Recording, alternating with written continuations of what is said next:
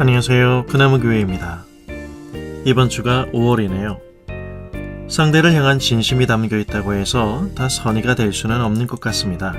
지날수록 감정이 더 상할 수 있으니까요. 그 사람의 자리에 서보지 않고는 결코 알 수 없는 것이 있죠. 관계의 건강성은 지킬 걸 지켜줄 때 지속되지 않을까요? 누가복음의 여행은 계속됩니다.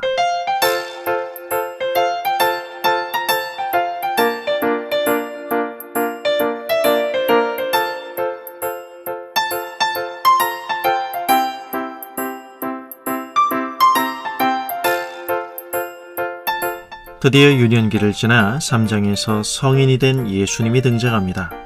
2장과 3장 사이에 간격이 존재하지 않는 것 같지만 실은 꼭 한참의 침묵 뒤에 예수님이 등장하신 것 같다는 생각마저 들기도 합니다. 예수님께서 요한 앞에 나아가 백성과 함께 침례를 받는 장면입니다. 그런데 말이죠. 예수님께서 침례를 받는 본문을 보면서 한 가지 느끼는 점은 묘한 아이러니입니다. 마땅히 예수님께서 요한에게 침례를 베푸셔야 하는 분인데 예수님이 요한에게서 침례를 받고 있다는 사실입니다.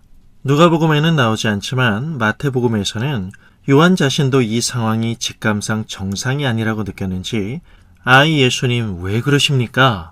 만류하죠. 예수님이 누구신지를 아는 우리에게 예수님께서 세례를 받는다는 것은 매우 예외적인 생각인 듯합니다. 그런데 예수님께서는 서로의 차이를 옆으로 밀어놓음으로써 요한에게 침례를 받으십니다. 여기서 우리가 알 수 있는 사실은 예수님과 침례 요한의 사역 사이에는 긴밀한 연결성이 발견된다는 것입니다.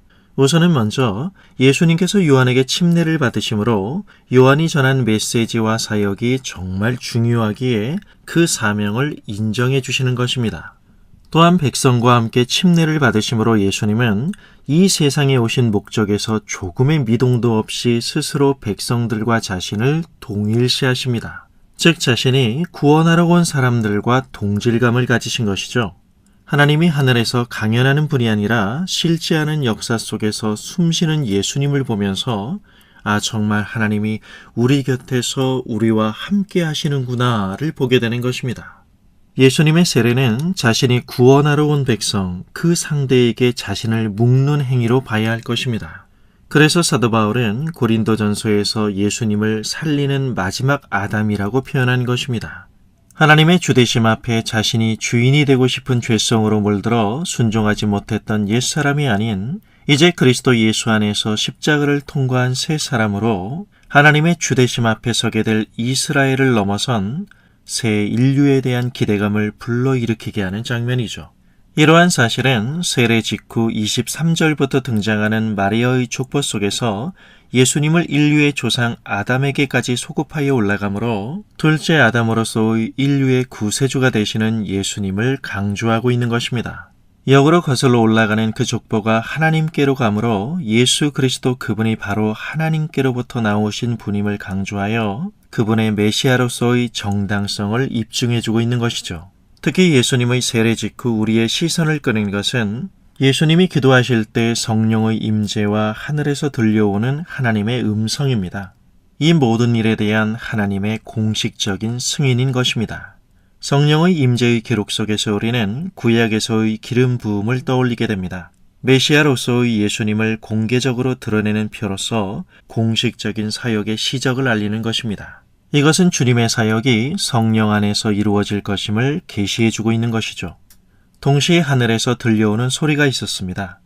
사람들 앞에서 난리를 치며 요란하지만 내용이 없이 빈 종교 지도자들의 립 서비스와 퍼포먼스에는 일체 반응하지 않으셨던 하나님께서 예수님에 대해 증거하십니다. 하나님께서는 예수님을 가리켜 너는 내 사랑하는 아들이라 말씀하십니다.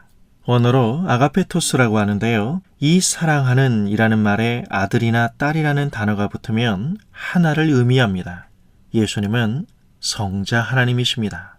오늘 본문을 채우는 하나님의 승인인 예수라는 현실이 열어갈 은혜는 인간의 근본적인 문제를 바로 하나님의 깊고도 풍성한 지혜와 지식으로 풀어내신 십자가입니다.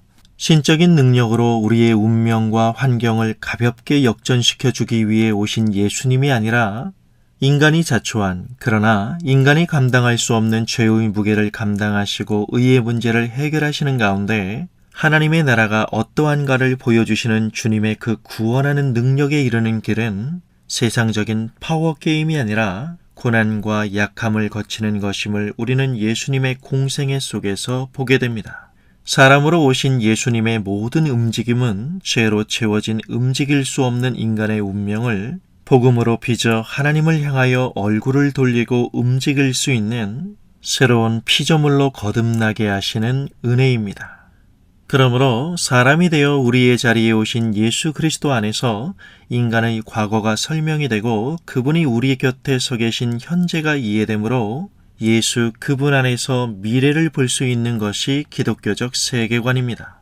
더 나아가 우리는 예수님의 세례 속에서 그만큼 로마서 6장의 그리스도와 연합이라는 바울의 외침을 들을 수 있는 것입니다. 세상 가운데서 우리의 신앙이 힘없이 무너지는 이유는 우리의 신앙이 그리스도와 연합하기 위한 믿음이 아닌 세상에 영합하기 위한 수단이 되어버리기 때문입니다. 제로섬 게임의 세상 속에서 우리는 어쩌면 결과가 뻔한 싸움을 하고 있는지도 모릅니다. 우리에게 신앙이 있다는 차이가 현실을 피해갈 수 있는 답이거나 주님은 신앙이라는 이름으로 황당한 장밋빛 인생을 약속하신 적이 없으시니까요. 아무리 악을 쓰고 믿어도 우리가 당연히 기대하는 바에 어긋나는 경우가 허다하게 많다는 것을 잘 아시지 않나요? 신앙은 그런 것이 아닙니다. 그렇다면 오늘의 삶의 자리에서의 그리스도와 하나로 묶인 우리의 고민은 어떻게 해야 더 잘 살 것인가를 고민하는 가운데 필요에 따라 예수님을 이용하는 사람이 되어 지금 내 삶의 자리에 와 계신 주님과 누릴 수 있는 오늘의 행복을 반납하는 어리석은 인생이 아닌 주님이 열어주신 오늘이라는 하루하루를 이웃과 더불어 더 즐겁고 행복하게 산다면 우리는 그 속에서 사람으로 우리의 자리에 오셔서 우리를 그분 예수에게 묶으신 하나님의 사랑이 현실적인 사랑임을 알게 될 것입니다.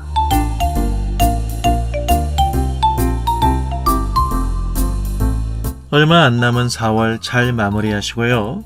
이번 주 목요일 5월 초입에 그나마 타임 플러스에서 만나죠. 감사합니다.